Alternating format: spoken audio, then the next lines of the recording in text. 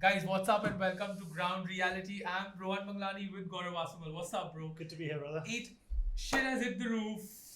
The last 2-3 days, Gaurav, I have not seen more football news in my life. It's all about the European Super League. It's insane. Tell me your first thoughts when you heard about it, when the news broke to you.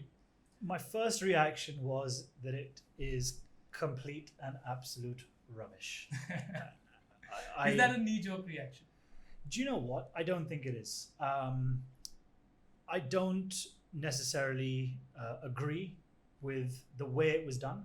I don't necessarily think that it has the benefits that people ultimately think it has.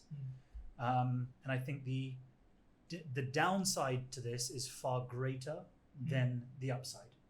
And I'm sure we're going to touch upon both sides. We are going to touch upon it. And in fact, we've broken it up into segments. We're going to talk about different perspectives because there's a lot to cover. You know, we're talking about the fans' perspective. We're talking about the owner's perspective. We are talking about the broadcasting perspective. We're also talking about the players' perspective, which is now that's something which nobody has really considered in this whole thing. Yep. All right, let's talk about the fans now, Gaurav. There is a bunch of fans. I mean, almost maybe say the ratio at the moment is about 90 to 10, which is talking about similarly, like what you're saying, that it's just going to destroy the game. It's going to destroy competition. Now, what is behind it? I mean, what's the thought? Yeah, look, from a fan's point of view, I think there's a lot of unknowns, even right now, because I don't think the FA have, although they've said certain things, that certain things may or may not happen, and it's giving sort of ultimatums. From a fan's point of view, I think it's this, right? Is fans, and we have to understand the clubs that we're talking about here have a history, and the clubs were built on their history, built Absolutely. on the fans. Yes. Right? So today, to sort of try and now say that these 6 teams have gone out from the English League and are now no longer potentially part of the Premier League, which is a possibility, Yes. is of course a shock to them. Yes. Now you talk about how are they supposed to get to these games? No, fair enough. But look, I mean, so the perspective which I come from at this point of time is that I'm not saying that this is the best thing to happen to football, nor am I saying that this thing should happen. The perspective I'm coming from is more like, let us hear the entire thing out. Let's hear the proposal out. And I do understand that there are a bunch of fans who are saying that no, this is going to destroy football and this is not the heritage and the tradition. But hey, the Premier League gave out its rights to foreign ownership much before to make it the biggest league in the world. I mean, today fans are not considering the fact that these teams have been built also by a lot of money which is coming from the Arab investors, from American investors, from Russian investors, and they've all taken the league to a level now where you do not feel like you want to lose it. I mean, you know, that's the perspective which people feel, that this is the best league in the world, and you know, the European Super Cup coming in says very clearly that the Premier League will remain, that the weekend games will still go on. I don't personally think that the FA will allow for both. This is a proposal that's come from the Super League saying that, oh, by the way, this is what we want to happen. What happens if the FA turn around and say this is either or to the clubs? At that stage, what happens? Yes, you're right. Right. So I think I don't see a scenario. I would love to see a scenario for that, because I think losing these clubs will be terrible for the game. I mean, what are the other solutions? You kick these 6 out and promote the next 6 from the championship. Losing these 6 teams is it's not an option. According to me, it's not an option for the Premier League. Let's talk about the fans' perspective. Why are fans getting pissed? Fans are getting pissed because ultimately I think you have to earn the right to play in the top leagues. I'm a Spurs fan. Yeah. You're an Arsenal fan. Yeah. And I think we can probably both sit here today and say we are not in the top 20 clubs in Europe today. Yeah. Across Europe. And in current form, yes. Right. Liverpool have been great for 2-3 years, and then in the 70s. So suddenly now Liverpool get access to this tournament, to this competition. No, but the thing is that we have been very, very key and instrumental in making the Premier League what it is today. Spurs, Liverpool, Arsenal, Chelsea, Man City, Man United. I mean, without these guys, it would be very difficult for the other teams in the Premier League to grow and for the Premier League to be at the level which we've been talking about. So if from a fan's perspective, if I'm an English fan, I can understand if I'm upset because I'm tampering with the heritage of the country, with a tournament which is a homegrown tournament of the country. From a global fan's perspective, I don't think that we should reach conclusions before we hear the entire proposal, because today the clubs are playing the Premier League, but they are saying, hey, we are not making enough money in this. In fact, we are losing a little money here and there. So they want to come up with and see, why should I, as an Arsenal fan who's sitting in India, why should I be upsetting when it comes to the referees having spelling out their decisions on through mics. They are putting a salary cap, which will make it a little bit of a fair play situation. Now, as a global fan, I want to see all those things. I would love to see a league like this materialize, but keeping the values of the Premier League alive. The values of the Premier League, in my opinion, disappear if this Super League goes ahead. I love the ideas of hearing what referees are saying, some back-end access to dressing rooms. Yes. Those are improvements in the game that can still happen within the current scenario that we have. I think you still get to watch, if you earn it, an Arsenal Real Madrid, a Barcelona Spurs, a City. Look at West Ham and Everton today. Look at Leicester. These guys have fought to be in that top four, to earn the right to play Champions League football, to play with the elite. Yeah, but that happens now, Gaurav, once in 3 years, once in 4 years. Arsenal's not played the Champions League in the last 4 or 5 years. These 6 clubs is probably as good as around the other 85 clubs in England. Look, I agree with that. The following just of, on social media of these clubs amount to, a tremendous amount. You've got over 100 million followers. The fans should actually be blaming the Premier League for not being able to be a profitable business despite driving so much cash in for the clubs and having so many fans, but still the owners are not happy. No, I think UEFA play a big role in this. Yes. UEFA still, the Champions League to UEFA is worth £3 billion a year. Yeah. Right? And maybe the conversation has happened in the past, and I'm sure it has, about certain payout structures to these teams. I know that something was agreed for next season as well. That was pre-agreed, that was actually an increase. But this is not the way to go about it. Right. Today, if I ask you a very simple question as a fan, remove these 6 clubs from the Premier League and only play this Super League, are you going down the Super League option? No. Right. I don't think that the clubs will also opt for the Super League option, because again, they become unsustainable then. They have to play both these leagues to make the money they want to make. Can I tell you? Actually, probably not, right? Because the Super League is all about money. And there is no way, and I can tell you, someone like a Daniel Levy, right, would have signed something without understanding what that means to line his pockets. We've heard about this £350 million per team, per euros per team every year, right? That is not even the starting point of sponsorships, television viewing rights. Yes. There's talks about an Amazon deal going on right now. Yes. Just look at the pay per watch subscription model on something like this. Yes. Each of these super teams probably have over 150 million global fans. Yes. $1 a watch, $1 a game. Yeah. It's $200-300 million a game. Yeah. So the money of this $3.5 billion is actually inconsequential, in my opinion, in probably the overall picture of actually what's lining the pockets of these owners. Yeah, you're right. And I'm glad you brought it up, because but this is the way football eventually, this time, being an Arsenal fan even more, and you'll relate with this, but we've been screaming out to the Premier League and to UEFA and saying financial fair play, financial fair play, financial fair play. But that time they wanted to fill their pockets. That time they were greedy about the money, about foreign investment coming in. I'm the first person to tell you the Premier League are greedy. If you remember at lockdown time, they were charging £15 a game. Exactly. £15 to watch Burnley Newcastle. So look, I think in their own right as well, they were greedy and made mistakes. But again, going back to the fans' point of view, just really quickly, right? Yeah. The love and passion, they're working class guys. These guys earn their money. And would you like to hear what the Super League has to say? Would you like to hear the proposal out? I think we've heard enough already to just understand that it does. If you don't enter a tournament based on merit, and you can't get relegated, and you can't earn a right for the other teams, the West Hams, the Leicesters, the Evertons, the Wolves, to play European football, I personally think that it's not in favour of what fans would want. Fair enough. Let's move on to the next perspective. Now, this is interesting. We're talking about the Glazers, Daniel Levy. But that must be for a reason, right? I mean, that's because Chelsea has a 2 billion soft loan with Roman Abramovich. Barcelona is going through a 900 million debt at the moment. Yeah. Arsenal and Spurs are just about surviving, which we are never going to be able to compete with the Arab money. They just took a loan, Arsenal, in January, exactly. 150 million from the government as well.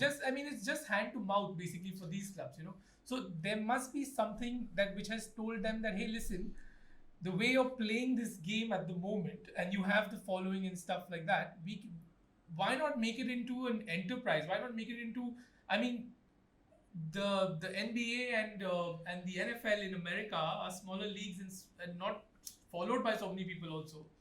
They don't have the global scope like these English teams have. Yeah, I hear you.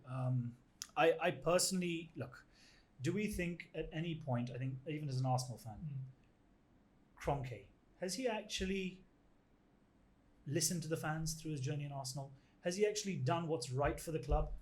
I mean, even the Glazers of this world, we'll even look at Liverpool, all of these particular guys, I personally don't think they've ever looked at the fans, looked at what the club wants. It's always been about profit. It has. Right? But that's the reason of investing. It's a sad situation because Liverpool, from where they were and where they are now, have 5-10x their value. Yes. Right? That's because of right decisions which they've taken. So make the right decisions, right? Yes, but Liverpool also, after how many years of a struggle? I mean, they struggled for almost 25 years when they realized that, okay, and they got lucky, let's say, with Klopp, because Klopp was just another chance. He was not so proven. Yeah. They got lucky. They got the right players. He everything worked. Everything clicked. And I'm saying that every team in the Premier League will have this 2-3 years where everything will click. Yeah, but then what? From an owner's point of view, I understand it's a business and a business has to make money, right? And I get that. But ultimately, the fans in the football club and the history of the English Premier League and the English Footballing League is being affected by this. Yeah, but once again, that's what I'm saying. The owners, none of them, unfortunately, are English. They're thinking from an American perspective. Yeah, absolutely. And they're saying that, hey, why not make this the most popular thing? I mean, for us, football is not life and death. For us, football is entertainment. That's the way they see it. Yeah. We are very passionate about football when it comes to the entire rivalries and stuff like that. But they are saying that let's take this and make it 6x. Look, I understand where their point of view, right? I personally still don't believe this goes ahead. And there's so many changes which we just mentioned also happening, within what they're planning to give the rights to Amazon. Yep. They're planning to tweak the rules maybe a little bit, give you dressing room access, as a global fan, I'm excited. I'm actually excited because, yes, I agree the fact of competition, and I know that, I would not... Good you brought that up, because you think that this is something which they've just released in order to... Well, another topic. What's up with the broadcasters and the TV channels? Now, let's put our feelings aside about what we feel about the Super League in terms of whether it should happen or not happen, right? But there is a narrative which is going on, throughout the media, on Sky Sports, on Star Sports yesterday in India, that everybody is quoting the narrative of no, of the narrative of let's end this now, let's stop this now. Yeah. Now, that's a fed narrative. That's something which you're not letting the fan, an average global fan. I can understand again from an English perspective, if English fans are being told that, hey, let's stop this now. This is affecting our culture. This is affecting our tradition. This is one of the most important things which England has to themselves. And it is, actually. And it is. There's no doubt. And I love it. Properties and globally, I love right? it. But 100%. But to the global fans, if you're going to be showing them only the narrative of no, when Gary Neville comes on and he says that this is bad for every football online, as soon as the comments came out. And all fans' reactions from these big six clubs were all the same. Gary Neville came out and spoke. Carragher came and spoke. So I don't necessarily think it's been orchestrated. I think this is genuine, maybe some knee-jerk, maybe some just... No. So when I mean planned is, that they are showcasing what they want to show. Because I was seeing the post-match yesterday after the Leeds and Liverpool game, and so they asked Klopp that what do you think about the owners, and Klopp said, the owners are great. Good people, They're very good people. Well, I mean, look, he they works. won't make hasty decisions. They've never made hasty decisions. He said that they'll always think about the advantage of the football club. They never showed that piece. They put the James Milner piece out. They put the Patrick Bamford piece out. Yeah, I saw the Klopp. They put the Klopp piece out in which he says that my feelings from 2018 haven't changed. So I think Klopp's point of view here. Firstly, he is an employee of Liverpool Football Club. Yes. So he cannot come out and say negative things towards the owners. Players as well are employees of the club. They can give their own personal perspective. Yeah, but they never asked Mane that. They asked only Bamford that, who was in Leeds. They never asked Mane the question. Bamford and Milner is what I saw. Yeah, Milner, but Milner's English. So correct. So I mean, they're playing to the narrative, is what I'm saying. Yeah, I mean, look, if you ask me, you got to also remember that both Neville and Carragher work for Sky Sports. Yes.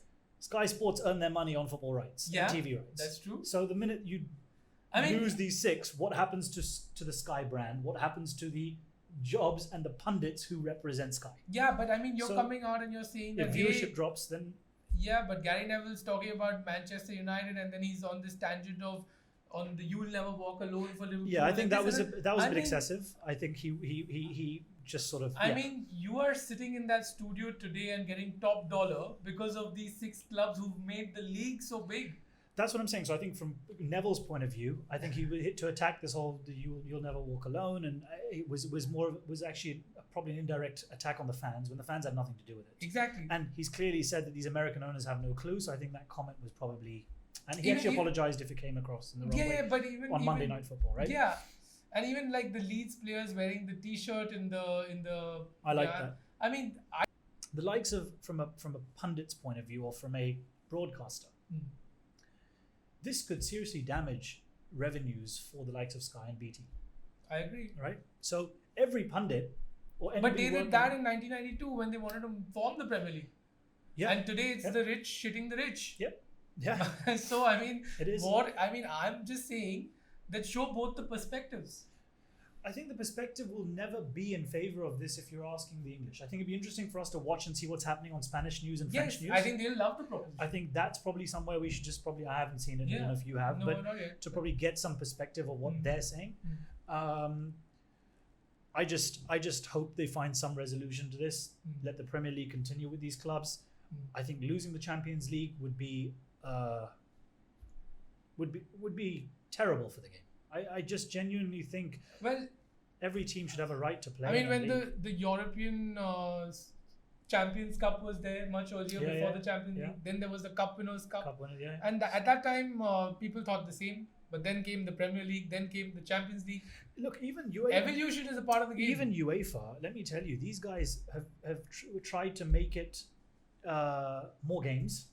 They wanted more teams in each group stage. They wanted to play twice for sure in every group stage this year. Yeah. And, managers did come out and say, we don't want it because it's too many more games in the season. Why do UEFA want it? It's money.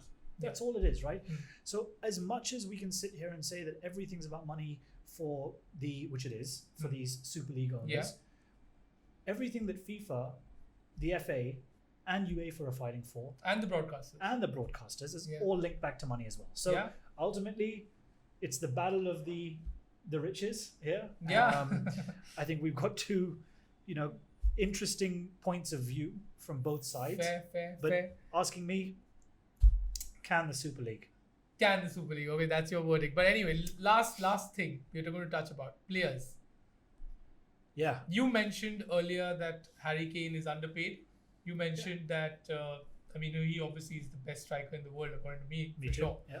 Kevin De Bruyne just signed a contract which is worth 100 million. Yep. My point is that in the NBA and in the NFL, the best players of the NBA and the NFL are drawing contracts of $48 million. Yep. Our best players who are playing in the Premier League are drawing contracts of 20 million a year. There is a huge disparity in that. There's no doubt, right? So from a player's point of view, why should there be a problem? It's not. I don't think it's about it being a problem, right? I think what we have to understand is that football has grown tremendously in terms of revenues over the last 2 decades, right? Since really the inception, like you said, probably of the Premier League, right? And sort of climbed up from there. Players were never paid anywhere near this in the early years. I guess what's going to end up happening here is there's no doubt that if this goes ahead, all the superstars, right, will end up earning more money Yes. and higher contracts. And they should. They deserve it. Right. Now, what happens and what I think will happen and what should happen is even if this goes ahead, I don't see it as a long-term play because the FA, if they've learned nothing, and UEFA, if they've learned nothing now, is that we need to get some laws in place and some rules and regulations and bodies in place to sort this out. For sure. What if they start blocking transfers to these 6 clubs, to these 12, 15 clubs? If they start saying you cannot, because that is something that then destroys it. Correct. If you cannot transfer and allow transfers for these 15 teams in the Super League, suddenly what the Super League need to do is they need to now start creating an entire grassroots project. Absolutely. Right? So I don't think it may work out great for 3-4 years and you'll have the superstars and all these guys playing, but then suddenly then what happens? Now, if things get to that stage, I don't see any scenario where the FA, the other European bodies don't get together and say, well, if we're spending all this money, because look, they still trickle down money to the lower leagues. They still trickle money down to your conferences. 400 million a year goes down. The Super right? League also is promised the same or more. Again, and this conversation about just the players is irrespective of the fact that there could be bans or no bans or anything. I mean, but a concept like this would be great for players. Without it, I'm saying don't consider the bans. I think there are 2 types of players, right? And I think we've seen this over the years. We know the players who are driven by money, and we know the players who are driven by sport. Yeah. Right. Someone like a Steven Gerrard would play football day in day out for his club, and then there's many other examples who've gone off to China, gone off to America. But you can't. I mean, you look at the examples in the US, and you say Stephen Curry and LeBron James are not driven by money. I mean, they're driven. Again, the US is a different model, right? And this is something that's been, and the IPL, look, is a franchise. Exactly. And I'm not saying that it hasn't worked successfully. However, it actually got me thinking after this thing broke, saying, well, the guys who come last have no penalty. And how does someone else come in? It's a different model. It's something that's never worked it's never been done really in Europe and the UK before. Right. It's a very American model. Yeah. I personally think what this will come down to is players having to make a decision. And the decision is going to basically probably be, if this goes ahead and they get this over the line, it's going to be extremely sad, but I think it's going to be a decision of either represent your country or go and play the Super League. You think it'll come down to that? I think that's the only way if they want to save it. Because if Ram Stadium, owned by Kroenke. I am telling you right now, this tournament is going to move to the US in time. I mean, look, fans may not be able to reach you, but tying up in the US with the LA Rams, tying up somewhere in Arsenal can make a second home, or Manchester United can make a second home somewhere in Asia, or it could be somewhere. Man City is a global club; they have a ground in Australia. They can be playing there. Isn't it good for the clubs overall?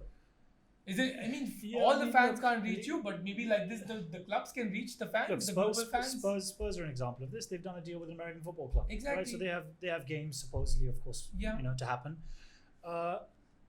Does it really? It does. It will increase the viewership in certain ways, right? But I think it changes the dynamic of the game. That and you may not. Let me tell you, growing up as a kid, that Saturday, waking up 8:30, 9 o'clock in the morning, getting ready, taking the tube down to the game, taking the tube down to the game, getting a bacon bat, while my dad's in the pub having a drink, going to the game, watching the game, and then taking the tube back with all the fans. That is what football is. That's what it means to fans in the UK. But that's what I can understand from an English perspective. I'm not understanding this outroar from a global perspective. But again, why? From a global perspective, there is enough quality football and great football that you can watch every week. Every single week. There's the Champions League on for half the season, right, including the group stages. There's the Europa League, which is on for half the season with the group stages. You've pretty much got, if there's top six teams in the English league, and then you've got your other 9, right? 15 total. They're looking at 12, I think, done. You can watch a good game of football every day of the week. Yeah, but that's true. You can watch a good game of football, even if every weekend also, and you can watch. That is what football is about. That's what makes the game beautiful. The minute you start saying you can't get relegated, you can't get promoted, right? And I think this is, obviously, look, if both things can happen, where the Premier League goes ahead and some way, in some shape or form, they can figure out a way to run a Champions League and this Super League as a side thing, no problem. They said that they wanted to coexist. Right? No, but not with the. It can't happen with the Champions No, League. not with the Champions League. It has to be the Premier League, plus domestic this, competitions, and this. Right? Yes. So that right, but at least for it to work, I think it can only work if they figure it out with a Champions League in there, with the chance of European football. Because do you know how much money it's worth to the clubs that scrape into the European League? And we're not talking about just your English teams. We're talking about even your guys in the Nordic leagues, Yeah. in the Greek leagues. I mean, these are small clubs. These small clubs, when they make the Europa League, fine, they get beaten, they get knocked out in the But group they stage, make a bit of money. Yeah. but they make money. Yeah. Right. So I think all of these things are important factors. I hope there's some resolution that happens. From my point of view, I'm strongly against it. I guess maybe because I grew up. So you're saying it's okay to say no to so much money when there's an option to make so much money? I'm a I fan. mean, look, you followed the IPL also. I'm a fan. They've changed the sport. They've changed cricket to an extent. Yeah, they have, absolutely. They made it a TV sport. Yep. They've got the best of Bollywood. They've got the best of cricket. But they didn't ruin anything to make it. But we never knew at that time. But they didn't ruin anything. They didn't ruin anything. But the IPL makes about 70% of the money that the Premier League makes in the entire year. You know that the people over here sponsoring show, the broadcasters, Star Sports over here, they don't make money while telecasting the Premier League. They make more money in one season of kabaddi than in the Premier League. Yeah. So again, that's an Indian. Do you think? No. I'm just saying. If this is applicable in India, then this is applicable in Africa. This is applicable in China. This is applicable throughout the world, right? Because the Premier League has certain guidelines. You can't do advertising. You can't do this. You can't change any situation of the game. You can't do anything. Now these people are saying that we are going to keep your game together, but we just want to go into it and make it we want to make it 6x. I don't think from a viewership point of view that the Super League is going to start increasing viewership here in India. Why not? This with Indian owners so that they have the whole thing within their scope, basically. Correct. Yeah. It's so the IPL is a phenomenal beast, but like I said, they didn't ruin anything to create something. They didn't, yes. But we didn't know that at that time. We thought that we do see things are potentially getting ruined to create a Super League. In the US as well, I'm not as experienced on US history sport, but I assume it's going to be taken back. No, sorry. The Super League may get over the line. Yes, at least. Even though if it's I think it'll do better for the game. Do better for because I think they needed it.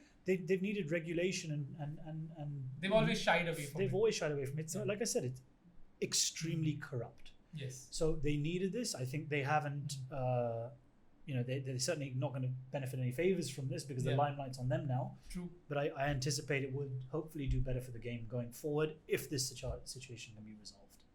Well, let's hope for the best, guys. And thank you so much for watching. Do leave your comments of what you think about the European Super League. Thanks. Thank you, guys.